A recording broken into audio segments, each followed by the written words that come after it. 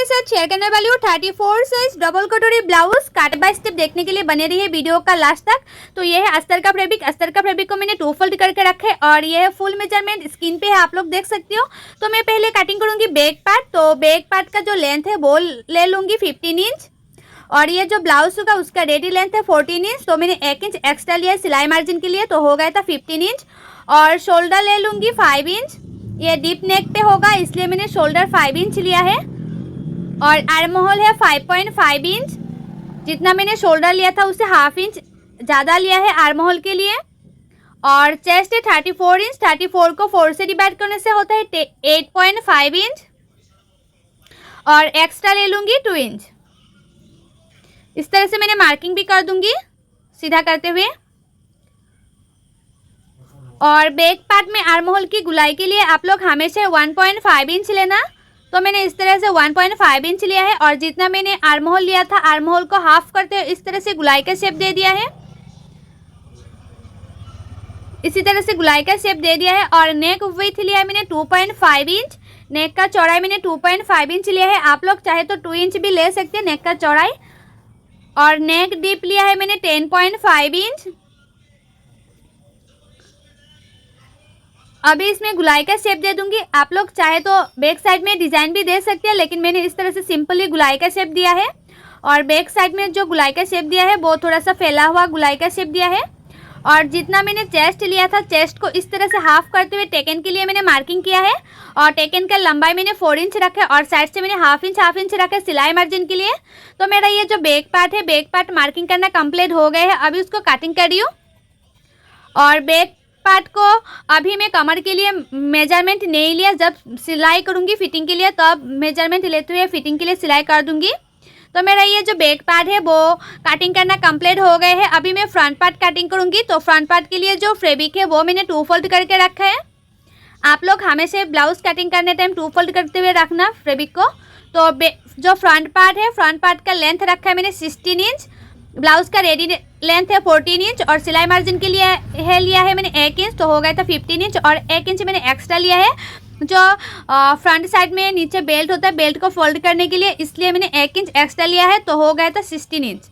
तो लेंथ लिया था मैंने 16 इंच और शोल्डर लिया था मैंने 5 इंच। आर्म होल लिया 5.5 इंच और चेस्ट है 34 इंच। 34 को 4 से डिवाइड करने से होता है 8.5 इंच और एक्स्ट्रा ले लिया मैंने 2 इंच। अभी उसको मैंने इस तरह से मार्किंग भी कर दूंगी। और फ्रंट साइड में आर्म होल की गुलाई के लिए आप लोग हमेशा 1 इंच लेना। तो आर्म होल की गुलाई के लिए मैंने 1 इंच ले लूँगी इस तरह से।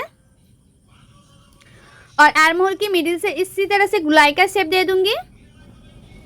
और नेक विड्थ ले लूँगी 2.5 इंच। नेक का चौड़ाई मैंने 2.5 इंच लिया है और फ्रंट नेक का डीप लिया है मैंने 6.5 इंच। अभी इसमें भी गुलाई का शेप दे दूंगी फ्रंट नेक पे।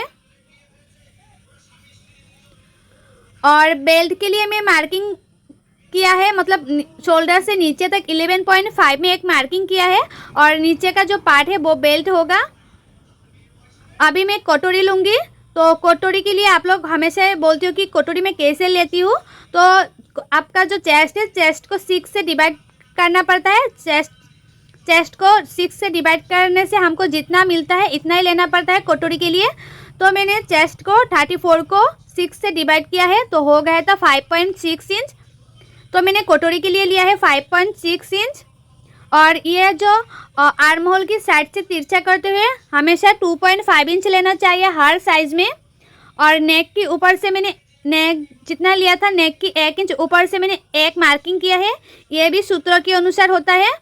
तो मैंने तीनों मार्किंग को इस तरह से गुलाई का शेप दे दिया है।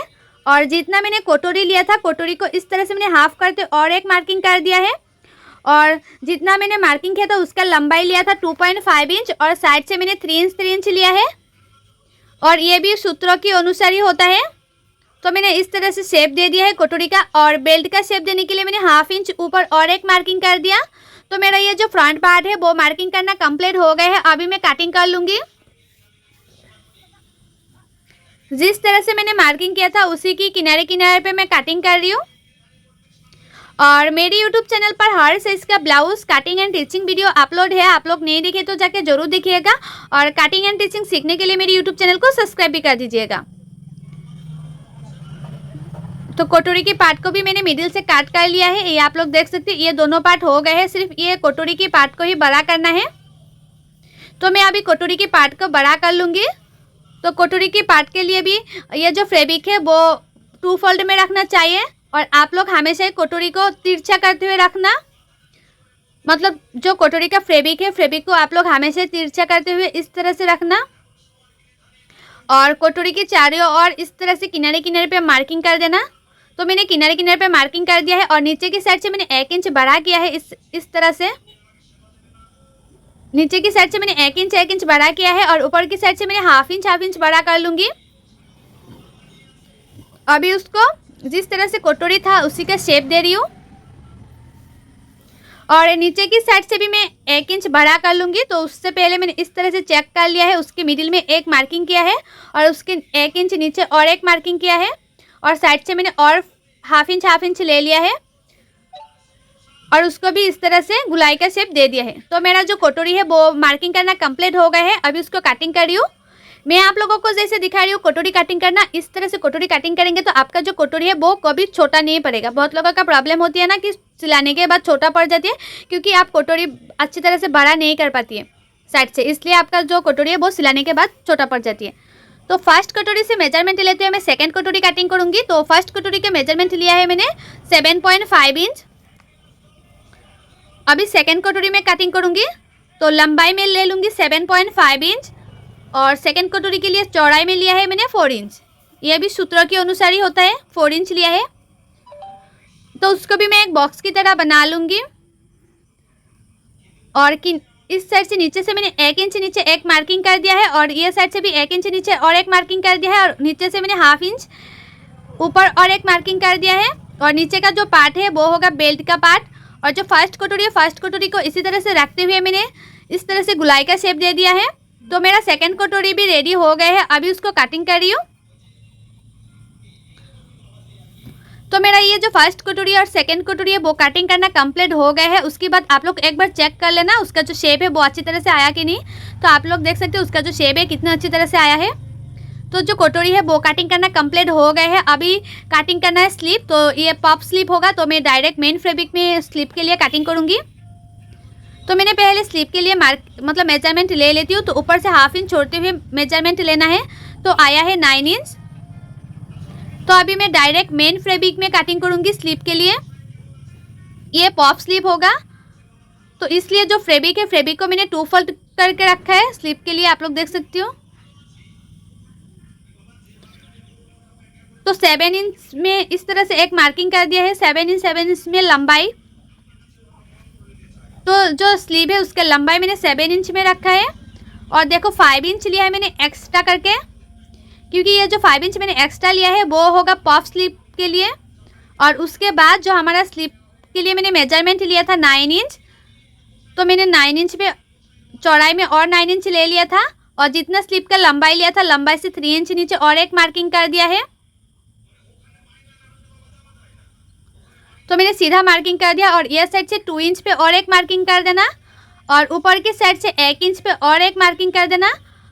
अभी इस तरह से एक तिरछा करते हुए मार्किंग कर देना है। और जैसे स्लीव होता है नॉर्मल स्लीव की जैसा ही शेप देना पड़ता है। तो मेरा शेप देना कंप्लीट हो गए है। और मुहूरी है 5 इंच और एक्स्ट्रा ले लूँगी 2 इंच। अभी उसको इस तरह से मार्किंग कर दूँगी।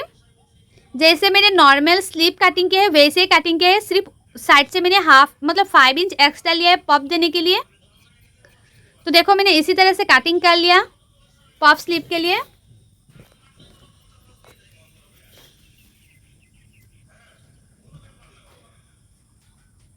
और जितना मैंने एक्स्ट्रा लिया था 5 इंच, इसमें छोटा सा मैंने काट लगा दिया था।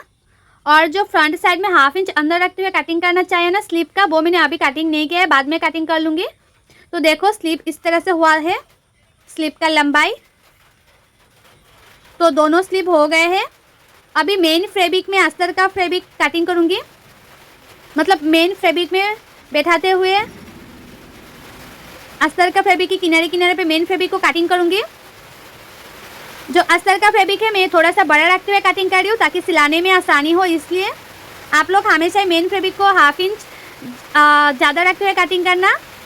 ज़्यादा रखते हुए कटिंग करेंगे तो सिलाने में बहुत ही आसानी होगा। तो ये जो फैब्रिक है वो कटिंग करना कंप्लीट हो गए हैं मेन फैब्रिक।